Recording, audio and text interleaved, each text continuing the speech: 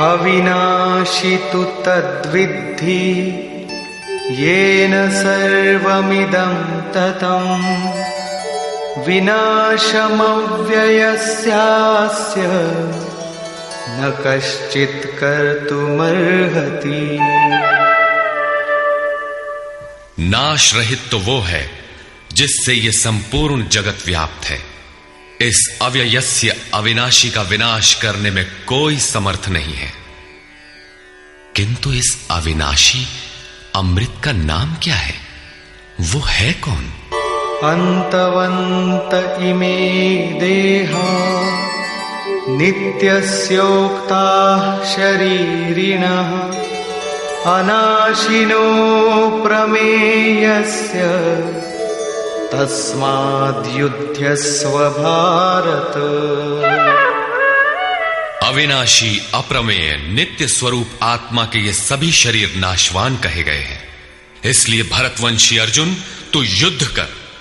आत्मा ही अमृत है, आत्मा ही अविनाशी है जिसका तीनों कालों में नाश नहीं होता। आत्मा ही सत है, शरीर नाशवान है, यही असत है जिसका तीनों कालों में अस्तित्व नहीं है। शरीर नाशवान है, इसलिए तू युद्ध कर। इस आदेश से यह स्पष्ट नहीं होता कि अर्जुन केवल कौरवों को मारे। पांडव पक्ष में भी तो शरीर ही खड़े थे। क्या पांडव के शरीर अविनाशी थे?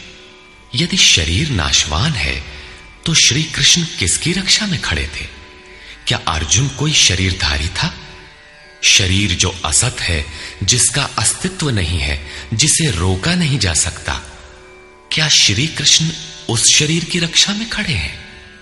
यदि ऐसा है तो वे भी अविवेकी और मूढ़ हैं, क्योंकि आगे श्री कृष्ण स्वयं कहते हैं कि जो केवल शरीर के लिए ही पचता है, श्रम करता है, वो अविवेकी और मूढ़ बुद्धि है। वो पापायु पुरुष व्यर्थ ही जीता है। अंततः अर्जुन कौन था? वस्तुतः अनुराग ही अर्जुन है। अनुरागी के लिए इष्ट सदैव रथी बनकर साथ में रहते हैं, सखा की भांति उसका मार्गदर्शन करते हैं। आप शरीर नहीं है। शरीर तो आवरण है, रहने का मकान है। उसमें रहने वाला अनुराग पूरित आत्मा है। भौतिक युद्ध, मारने काटने से शरीरों का अंत नहीं होता। यह शरीर छूटेगा तो आत्मा दूसरा शरीर धारण कर लेगा। इसी संदर्भ में श्री कृष्ण कह चुके हैं कि जिस प्रकार बाल्यकाल से युवा या वृद्धावस्था आती है, उसी प्रकार देहांतर की प्राप्ति होती है। शरीर काटेंगे तो जीवात्मा नया वस्त्र बदल लेगा। शरीर संस्कारों के आश्रित है और संस्कार मन पर आधारित है। मन एव मनुष्याणाम कारणम बंध मोक्षयोः। मन का सर्वथा निरोध होना, अचल स्थिर ठहरना और अंतिम संस्कार का विलय एक ही क्रिया है। संस्कारों की सतह का टूट जाना ही शरीरों का अंत है। इसे तोड़ने के लिए आपको आराधना करनी होगी, जिसे श्री कृष्ण ने कर्म या निष्काम कर्मयोग की संज्ञा दी है। कृष्ण ने स्थान स्थान पर अर्जुन को युद्ध की प्रेरणा दी, किंतु एक भी श्लोक ऐसा नहीं है जो भौतिक युद्ध या मार काट का समर्थन करता हो। ये युद्ध सजातीय विजातीय प्रवृत्तियों का है, अंतर्देश में है।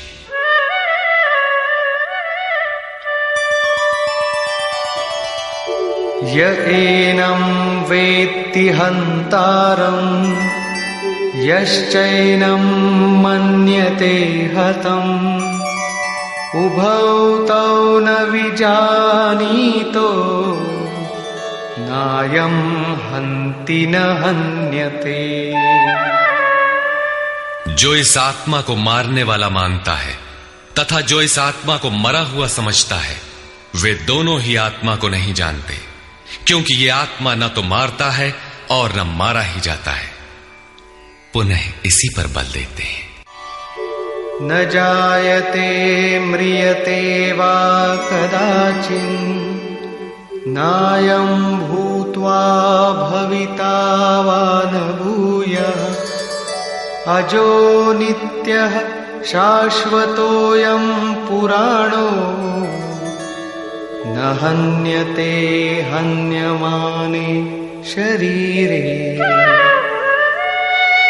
ये आत्मा किसी काल में न तो जन्मता है और न मरता है, क्योंकि ये वस्त्र ही तो बदलता है। न ये आत्मा होकर अन्य कुछ होने वाला है, क्योंकि ये अजन्मा है, नित्य है, शाश्वत और पुरातन है। शरीर के नाश होने पर भी उसका नाश नहीं होता। आत्मा ही सत्य है, आत्मा ही पुरातन है, आत्मा ही शाश्वत और सनातन है। आप कौन है?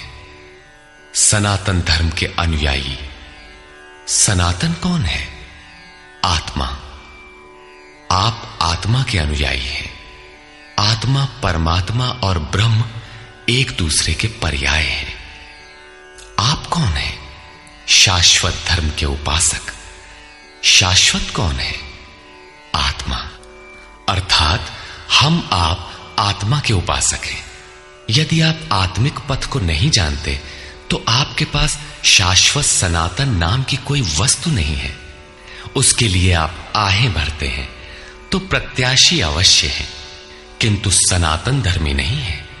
सनातन धर्म के नाम पर किसी कुरीति के शिकार हैं।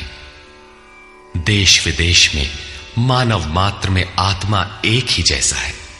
इसलिए विश्व में कहीं भी कोई आत्मा की स्थिति दिलाने वाली क्रिया जानता है और उस पर चलने के लिए प्रयत्नशील है तो वो सनातन धर्मी है, चाहे वो अपने को ईसाई, मुसलमान, यहूदी या कुछ भी क्यों न कह ले।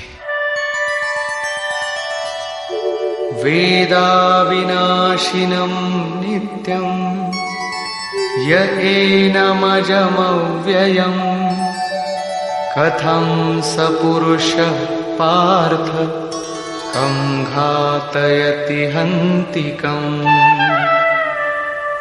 पार्थिव शरीर को रथ बनाकर ब्रह्म रूपी लक्ष्य पर अचूक निशाना लगाने वाला पृथा पुत्र अर्जुन, जो पुरुष इस आत्मा को नाश रहित, नित्य, अजन्मा और अव्यक्त जानता है, वो पुरुष कैसे किसी को मरवाता है और कैसे किसी को मारता है।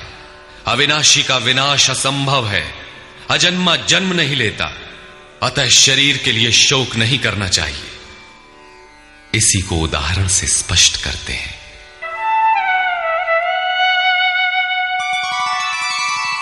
वासांसि जीर्णानि यथा विहाय नवानि गृह्णाति नरोपराणि तथा शरीराणि विहाय जीर्णान्यन्यानि संयाति नवानि देहि। जैसे मनुष्य जीर्णानि वासांसि, जीर्ण शीर्ण पुराने वस्त्रों को त्याग कर नए वस्त्रों को ग्रहण करता है, ठीक वैसे ही ये जीवात्मा पुराने शरीरों को त्याग कर दूसरे नए शरीरों को धारण करता है। जीर्ण होने पर ही नया शरीर धारण करना है तो शिशु क्यों मर जाते हैं? ये वस्त्र तो और विकसित होना चाहिए। वस्तुतः ये शरीर संस्कारों पर आधारित है। जब संस्कार जीर्ण होते हैं तो शरीर छूट जाता है। यदि संस्कार 2 दिन का है तो दूसरे दिन ही शरीर जीर्ण हो गया। इसके बाद मनुष्य एक श्वास भी अधिक नहीं जीता। संस्कार ही शरीर है। आत्मा संस्कारों के अनुसार नया शरीर धारण कर लेता है।